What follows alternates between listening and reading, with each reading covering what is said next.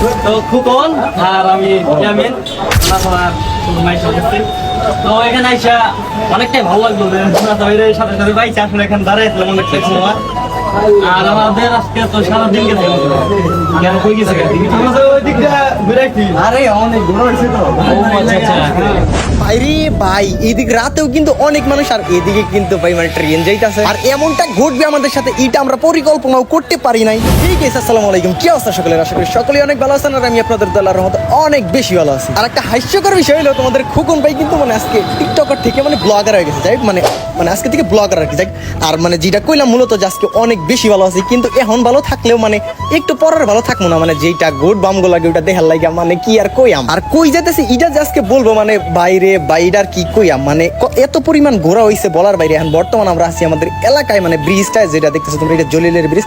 এই ব্রিজে কিন্তু আমি মনে করো কোটি কোটি ভিডিও করেছি। যাই হোক মানে যদিও আজকে আমার বাসা থেকে বের হওয়ার কোনো নিয়াতে ছিল না, কিন্তু রাব্বি ভাই আর ইয়ামিন ভাই আমার পাগল করে লাগতেছে, মানে ফোন দিতে দিতে আমি না গেলে নাকি ওই বই না মানে তাগর বাসায় যাইতে কইতেছে আমার নাকি একটা সারপ্রাইজ দিব। তারপর আর কি করার, ভাইয়ের হাতে পায়ে ধরে অনেক রিকোয়েস্ট করে বললাম ভাই আমার একটু টাঙ্গেল তুলে নামাই দিয়াও, ভাই নামাই দিয়াও। তারপর অনেক রিকোয়েস্ট করার পর তারপর আমার টাঙ্গেলে এনে নামাই দিয়ে গেল ভাই। তারপর ইয়ামিন ভাই আর রাব্বি ভাই আমাকে ডিরেক্ট নিয়ে আসলো মধুপুর, মানে এইটা আমি বুঝলাম না এই জায়গায় আনারস ভাই এত বড় একটা আনারস, মানে এই জায়গায় মধুপুর আমি যদি টাঙ্গেলে থাকি কিন্তু ফার্স্ট টাইম মধুপুর আইলাম। তারপর মানে ইয়ামিন ভাই আমার কইতে আছে যে যাই আমি মন জায়গায় তোরে একটা জায়গায় নিয়ে যাই। তারপর আর কি হেরা সেন্সি বাড়া করতেছে কই যাইবো মানে কি করবো আমি কিছুই বুঝতেছি না, মানে আমি খেলা দেখতাছি মানে আমি আর কি করাম, মানে রোদের মধ্যে আমরা খালি ঘুরাইতেছে আর এইদিকে মানে হেত্তি রোদের মধ্যে গাইমা গেছে গা।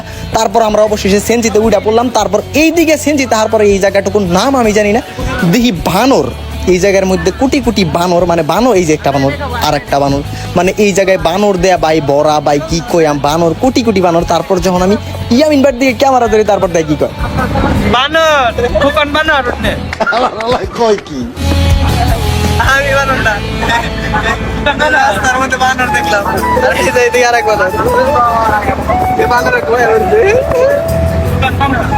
তারপর 3-4 ঘন্টা জার্নি করার পর আমরা চলে আসলাম ময়মনসিং। মানে সকালের দিকে যেহেতু আমরা সবাই বের হয়েছি মানে এদিকে অনেক ক্ষুধা লেগে গেছে। তারপর এই জায়গায় আমরা ময়মনসিং মানে একটা হোটেলে খাওয়া দাওয়া করলাম। তারপর এই জায়গায় মানে বিল টিল দেওয়া শেষে তারপর আমরা এই জায়গা থেকে মানে বের হয়ে এখন আবার কইতে আছে যে এখন নাকি আবার 2-3 ঘন্টার পথ, মানে কই জানি আবার যাইতে হইব, মানে অনেকটা খারাপ লাগতেছিল। তারপর আমি ইয়ামিন ভাইরে বললাম ভাই বললো তো যাইতাছি কই বাইক। তারপর অনেক ঝগড়া টগড়া করার পর তারপর বললো যে নাসা ভাই শোরুম উদ্বোধন করতে আমরা যাইতাছি। যখন বললো আরো 2-3 ঘন্টা লাগবে আমি তো যাই আমি না। তারপর ভাই দেখো রাত হয়ে গেছে এইদিকে মানে 2-3 ঘন্টা। তারপর আবারও জার্নি করার পর মানে আমরা চলে আসলাম শেরপুর, মানে শেরপুর জেলে আমরা এখন বর্তমানে আছি মানে ব্যাগটি মিলা। আর এইদিকে রাব্বি ভাইয়ের রিয়াকশন তো মনে করো পুরা করা, রাব্বি ভাই তো পুরা ফায়ার। আমি গপ খাইতে আনছিল খাইলাম খাই যাইতেছি খুব কাছাকাছি নাকি আমরা চলে আসছি। তারপর 20 মিনিট লাগলো, 20 মিনিট পর তারপর আমরা ডিরেক্ট নাসা ভাই শোরুমের কাছে মানে চলে আসলাম। আর এইদিকে মানে আমরা মানে আমি একটা হালকা এই জায়গায় ক্লিপ নিতেছিলাম ভিডিওর, যে ব্লগের ক্লিপটা আমি নেই। আর রাব্বি ভাইয়ের অবস্থাটা দেখে দিই রাব্বি ভাই মানে এতটা পরিমাণ রাগের চোড়ে মানে এই নিচে যায় তারা একটু দেখে আপনার করে তারা ঝুমটা এই যে দেখেন মানে শরবত খাইতেছে নিচে যায়। আর এইদিকে তারপরে আর একটা মানে ছোটাই আমার কি করে দাওয়াত দিও না ভাই দিও আর খালি গিরিনের মেয়ের বিয়ে করবাম কবে ওইটার দাওয়াত চাইতেছে। মানে এই জায়গায় আহার পরে ভাই অনেকটি ভাই আমার কাছে আছে ভাই গিরিনের মেয়ের বিয়ে করবো কবে, মানে কি কই আমি এই জায়গার মধ্যে মানে পাগল করে ধরছে হেরা যে গিরিনের মেয়ের আমি বিয়ে করবাম কবে। আর আমি হ্যাঁ করে কেমনে বুঝাইবা আমি গিরিনার যাই। আর এদিকে মূলত নাসা ভাই মানে মাত্র আসলো যেহেতু তার কারণে আমরা মানে এদিকে শোরুমে ঢুকলাম। তারপর ইয়ামিন ভাইকে বললাম তোমার নাসা বন্ধুর সাথে তুমি ভিডিও করবা না ইয়ামিন ভাই। তারপর নাসা ভাই মানে এই জায়গায় কিছু কথা কইলে আর ইয়ামিন ভাই মানে কি কয় সব আচ্ছা যাদের ভিডিও যারা শুধু ভিডিও ছবির জন্য আসছেন আপাততই করেন, কারণ প্রচুর গরম, ছোট দোকান সারা দিনের পরে না সারা দিনের পরে মাত্র আসছি দোকানে, আমি সারাদিন দোকানে ঢুকতে পারি না। সারাদিনের পরে মাত্র দোকানে আসছি, তুমি কিছু বলো না? আমি কি বলবো, অনেকটাই ক্লান্ত আছে, অনেকটাই ক্লান্ত বুঝতে আছি তো। তারপর ইয়ামিন ভাই আমি বললাম একটা শর্ট ভিডিও বানাই ভাই তুমি একটু বলো। তারপর বললো আচ্ছা ঠিক আছে আমি বলতেছি, দুইজনে মিলে একটা ভিডিও করি ওই ভিডিও পোস্ট করলাম। আচ্ছা তবে এটার জন্য আমি প্রস্তুত ছিলাম ভাই বিরক্ত করে ভাই, আমরা অনেক দূর থেকে আইছি, তোমার ভাইরাল ডায়লগটা একটু দিবা কি?